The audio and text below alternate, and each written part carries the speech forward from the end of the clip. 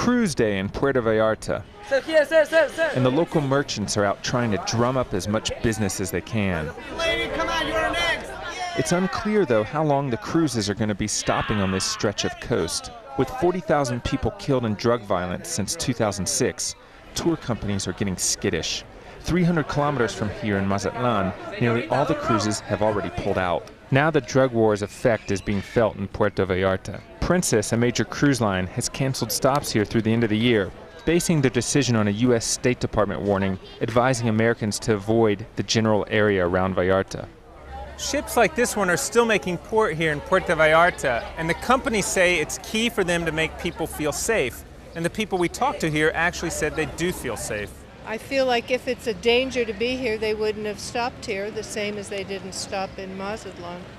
I'm not going to listen to the crews or to the news. I'll make my own decisions based on what I've read. Still, people who rely on tourism say they're worried about Puerto Vallarta being tainted by Mexico's violence. We live for people, so if we don't have clients, we don't have anything. Tourism officials were shocked by Princess's decision and point to the fact that some U.S. cities have a higher murder rate than Mexico as a whole. The last 5 years we have 10 people that die in Puerto Vallarta because they were driving drunk, because they get overdoses, because they jump from the balconies.